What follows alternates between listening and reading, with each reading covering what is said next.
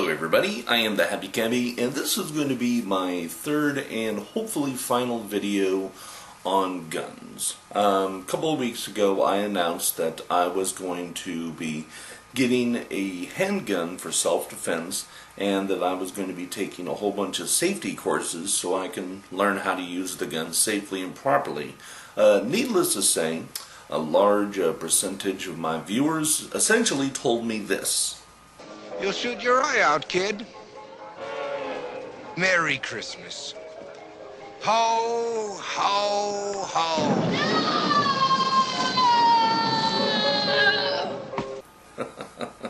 They also cited statistics, which of course do turn out to be true, that having a gun in the home increases the chances of injury.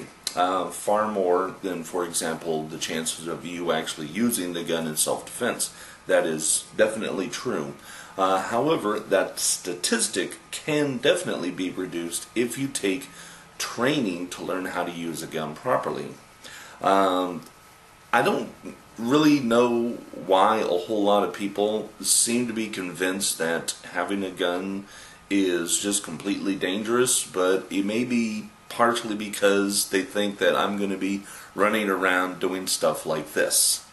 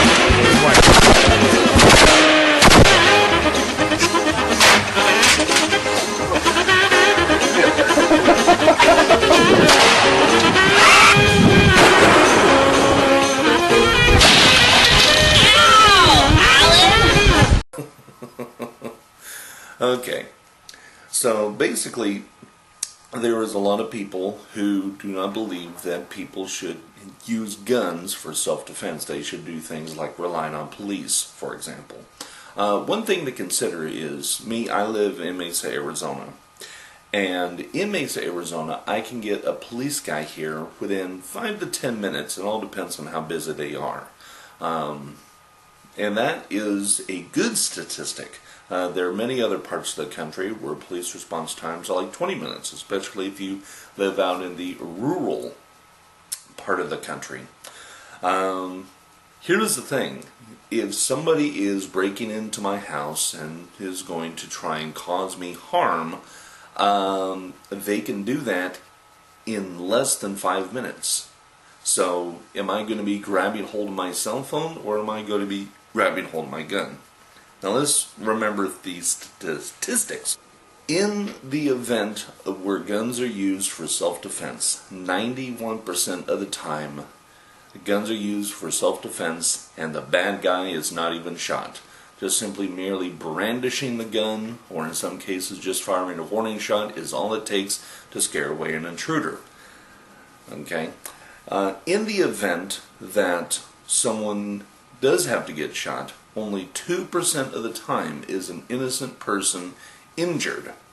But apparently people think that police have magical powers, that they receive magical training that for some reason is just not available to the general public. This is a Glock 40. 50 Cent, Too Short, all of them talk about Glock 40. Okay, I'm the only one in this room professional enough that I know of to carry this Glock 40. I'm the only one. Right?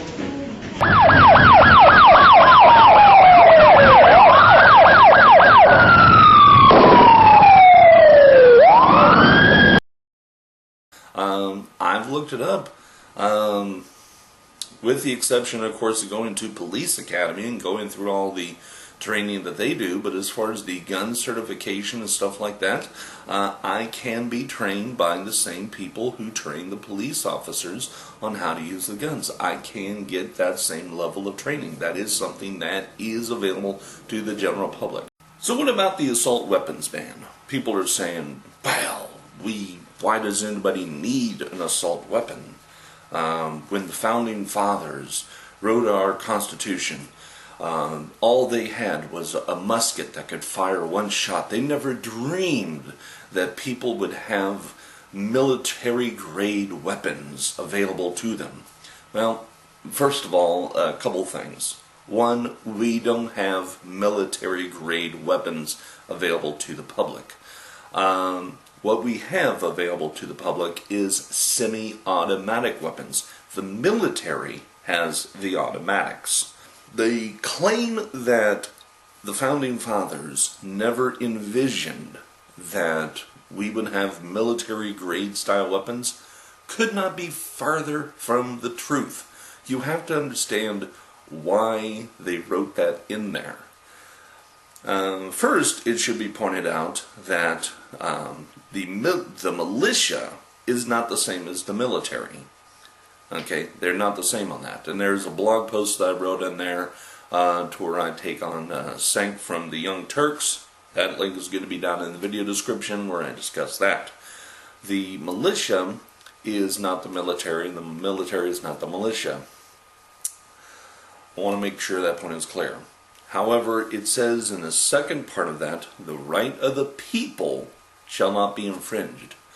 The Bill of Rights is not a list of, things that the government says people can do. Rather, it is essentially a limit on government.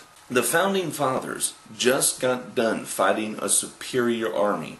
A superior army and the king who tried to limit their access to guns, tried to limit their access to gunpowder and stuff like that.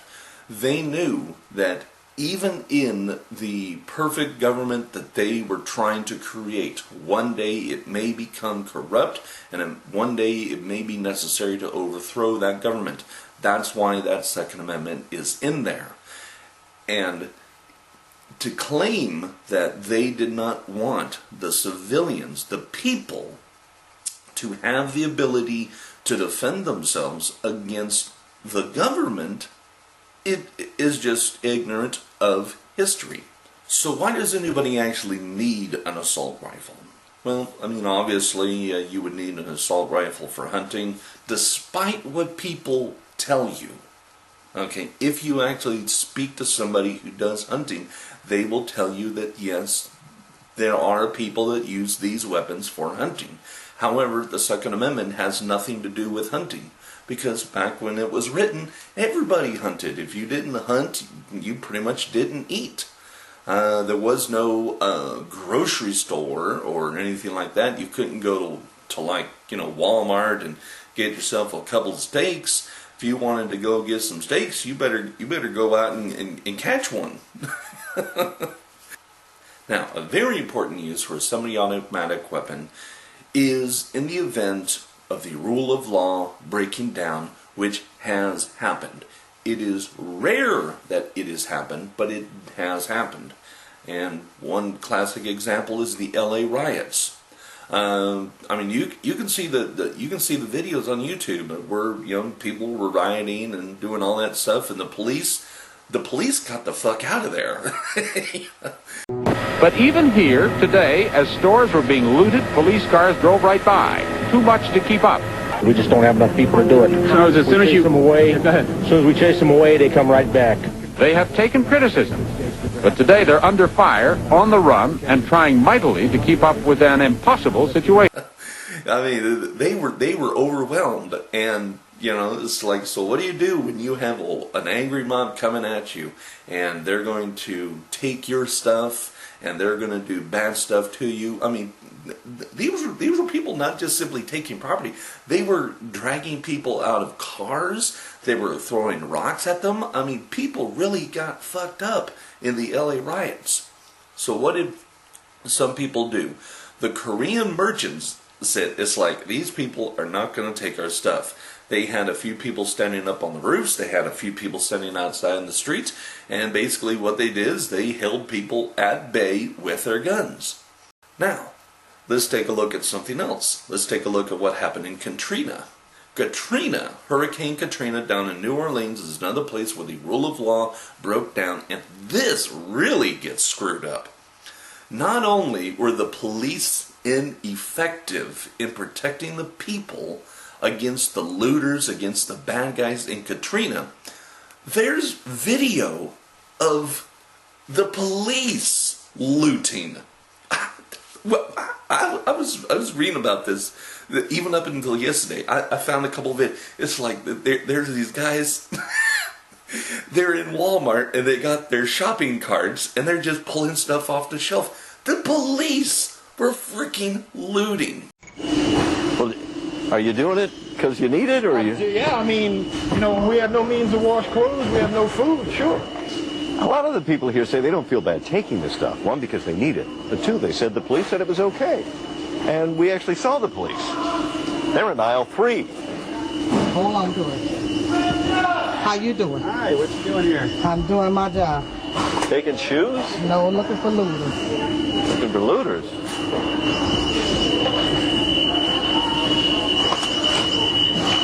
And what do you do when you find them? Because I think I've seen them. School, that's all I can do with them right now, sir. They're all around us, though. That's what I see. Include you. What are you doing? I haven't taken anything, ma'am. But you're in the store, huh? And when they were not doing that, what were they doing? Instead of trying to get control of the situation, to stop the looting, to stop the bad guys, what did they start doing? They started going out into the suburbs and taking the guns away from the law-abiding citizens, until the NRA got in there with the court and basically told the courts, and the courts told the police, it's like, you guys got to stop doing that. And it was a huge fight. But that's what happened. Instead of going after the bad guys and trying to restore law and order, this is a town. You have to understand, when the rule of law breaks down, there's no rule of law. There was no 911. There was no call the police. People are coming over and taking my stuff. People are coming over, breaking into my house, and they're going to try and hurt me or hurt my property or hurt my family. There was no 911. The criminals had the run of the town. So let's talk about who exactly is shooting who. First of all, you really can't have a discussion on guns without discussing drugs. The war on drugs is something that I've spoken out against previously. I'm going to speak out against it here. Banning drugs means that only criminals are going to have drugs, by definition. Simple possession, is enough to send you to state or federal prison. And in fact, there's a stat right on my blog that's a link down below, where it shows, the vast majority of people who are in our prisons right now are in there for drug offenses, and of those that are in there for drug offenses, 82% are there for just simple possession. So that is the problem. And just as it was with alcohol, when we tried to ban alcohol, it created a black market, and it created all these shootings and all this stuff with all these bootleggers, and crime went rampant. And when we made booze legal again, the crime rate went down. The same thing will happen when we finally get our senses right with drugs. Portugal is a very classic example, but let's take a look at some of the other countries as well.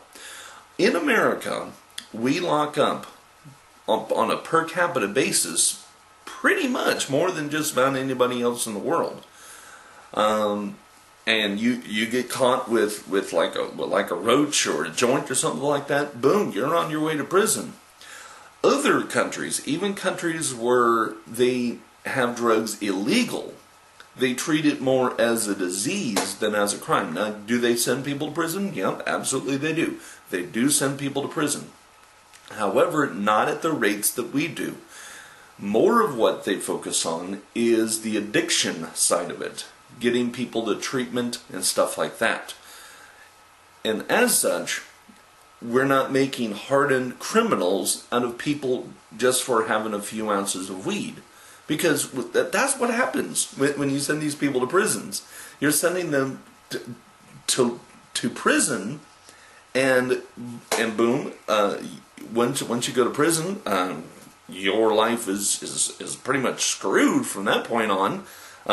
You ever trying to get a good job just out of prison? No, in fact, there are many jobs that you cannot have if you have a felony. And as such, once you get out of prison, just like, well, what am I going to do now? I can't go back to the life that I had before, so I guess I'll take up a life of crime, I guess, Another thing to consider, now of course that doesn't happen all the time. There are many people that get out of prison and they go back and they form wonderful, productive lives. However, making felons out of people for just smoking a joint is crazy. So, end the war on drugs and make this stuff legal, and a lot of this gun crime will go down. Now, the other factor that you have to consider is universal health care. I have been a big proponent, you can go through my videos, of universal health care. Now, the health care bill that Obama pushed through and managed to get passed, in my opinion, that was a band-aid on the situation. Essentially, what it was is it left private insurance companies in charge of healthcare, which is something that a lot of other countries have done. However, the other countries that run their healthcare through private insurance companies, the private insurance companies have to operate as non-profit for primary care. They can sell supplemental insurance, if you want to get red carpet treatment for a profit, but for basic care, that has to be non-profit. Not the case with the insurance companies. The insurance companies here, profit. Now, am I against anybody being able to make profit? It's like, no. But nevertheless, you have something that pretty much everybody needs, access to health care, and you're going to have this problem.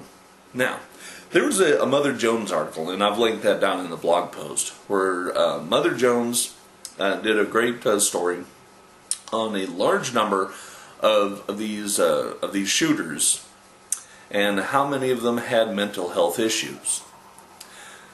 And I'm going to be linking another article that I found about mental health, that in the United States about a half of the adults do not get proper mental health when they need it. However, it should also be noted that, according to that same article, 1 out of 4 Americans will have a mental health problem.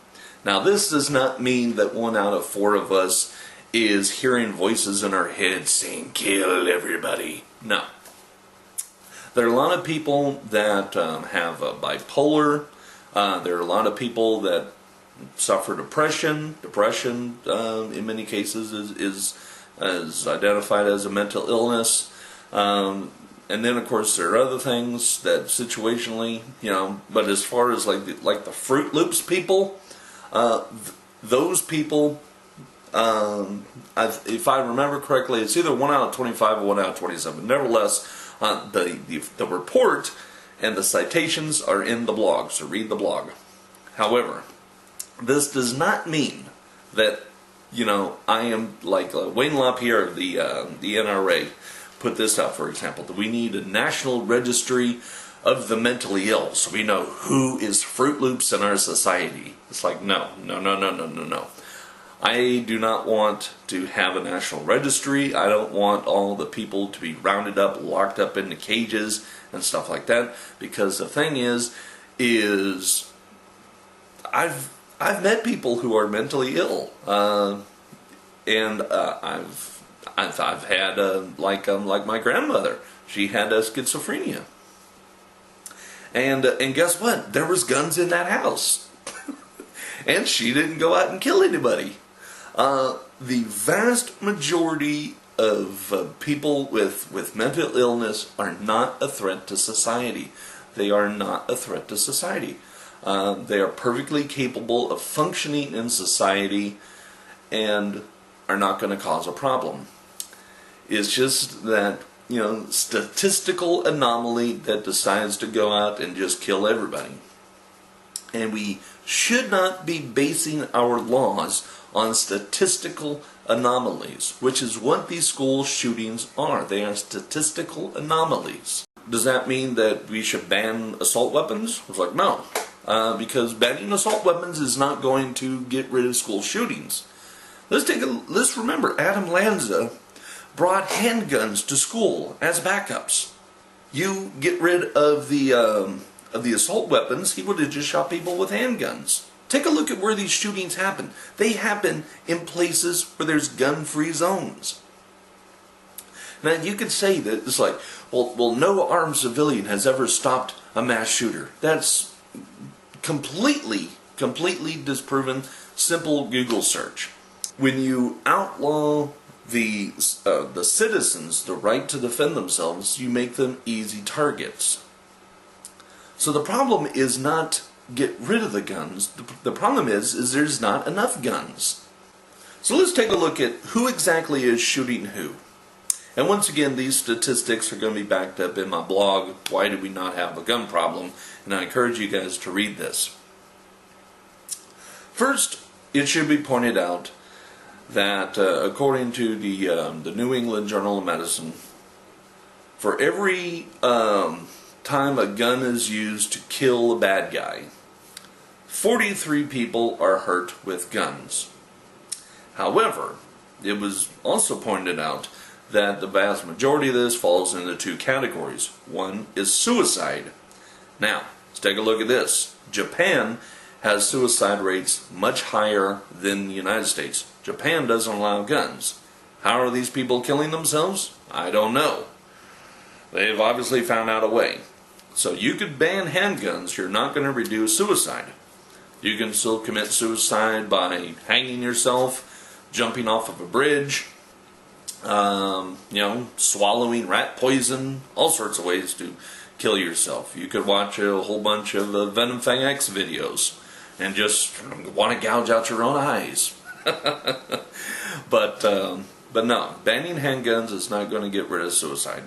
The other major factor is domestic violence. This is also going to be down in the video description in the blog post, We Do Not Have a Gun Problem.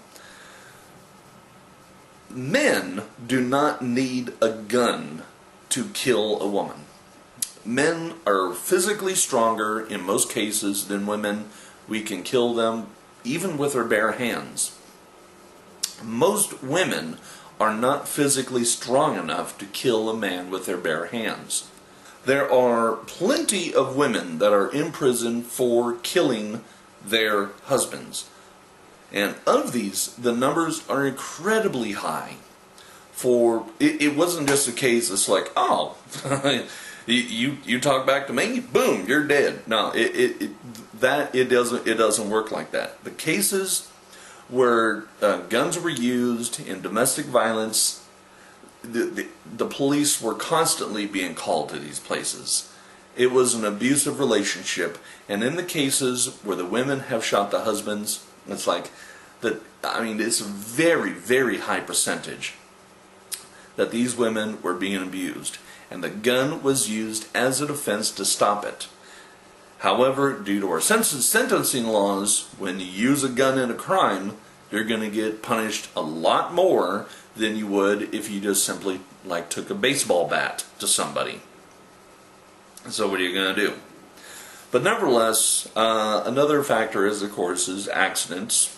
People shooting themselves in the foot and stuff like that. And that's why you need to have gun training. That's, for example, one of the reasons when I was trained with a gun back in the 90s, It's like when you pull out a gun, you keep your hand off the trigger. We were trained. It's like we pulled the gun out several times to where, you know, we knew. It's like you don't pull out a gun like this. You pull it out like this, and you keep your finger off that trigger, because when you pull the gun out and you squeeze the trigger, it goes off. So we were taught, keep your fingers off that trigger, and you only put the finger on your trigger when you want to shoot, and we were trained to shoot to stop. Not shoot to kill, shoot to stop. The majority of the people who are the victims of gunshots are actually criminals being shot by other criminals. Once again, this goes back to things such as the war on drugs. You have drug deals going bad. You also have drug dealers shooting each other over turf. But it should be noted that responsible gun ownership is the best self-defense. And basically what I want is the same right of self-defense that Senator Dianne Feinstein used when her life was in danger. Have a look.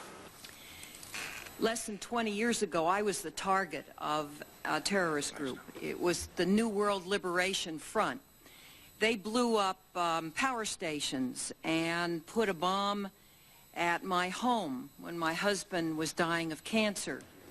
And the bomb was set to detonate around 2 o'clock in the morning, but it was a construction explosive that doesn't detonate when it drops below freezing. It doesn't usually freeze in San Francisco, but on this night it dropped below freezing and the bomb didn't detonate. I was very lucky, but I thought of what might have happened. Later, this same group shot out all the windows of my home, and I know the sense of helplessness that people feel. I know the urge to arm yourself, because that's what I did. I was trained in firearms. I'd walk to the hospital when my husband was sick. I carried a concealed weapon. I made the determination that if somebody was going to try to take me out, I was going to take them with me. It should be noted that according to Mayor Willie Brown, she has since relinquished her concealed weapons permit and no longer carries a gun.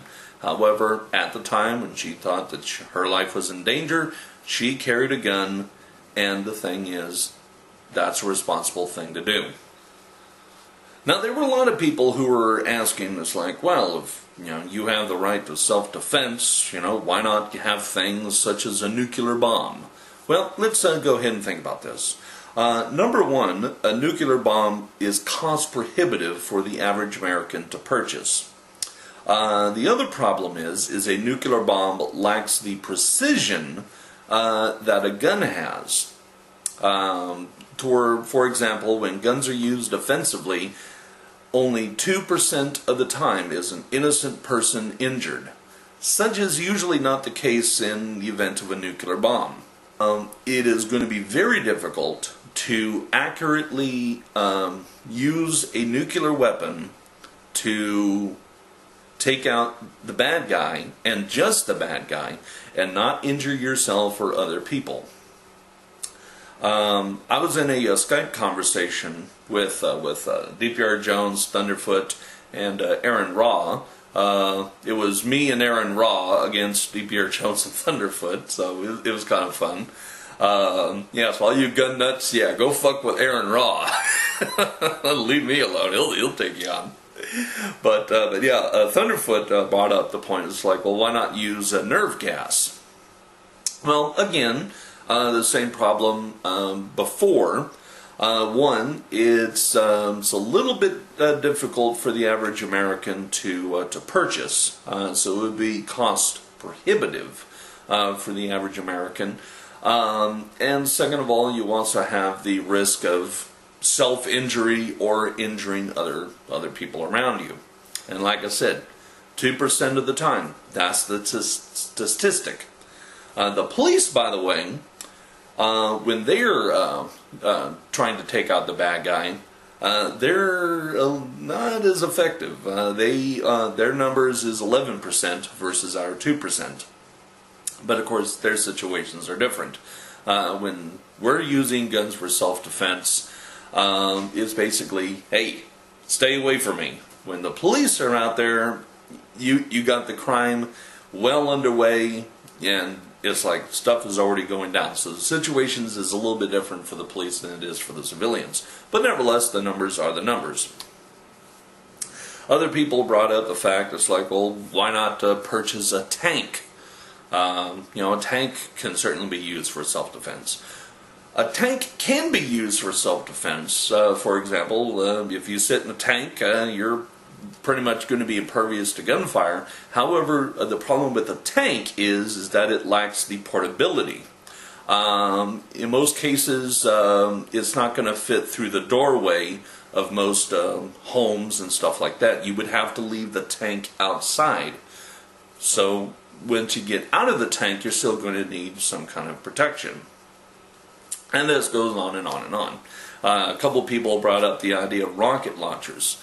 Another problem, rocket launchers, they're cost prohibitive for the average American to purchase, just because of the ammunition, and then of course also all the specialized training that you would have to get, the clearance that you would have to get to be able to use a rocket launcher. And then furthermore, it's like, how exactly do you use a rocket launcher defensively? Now, I'm gonna bust the lid on this one.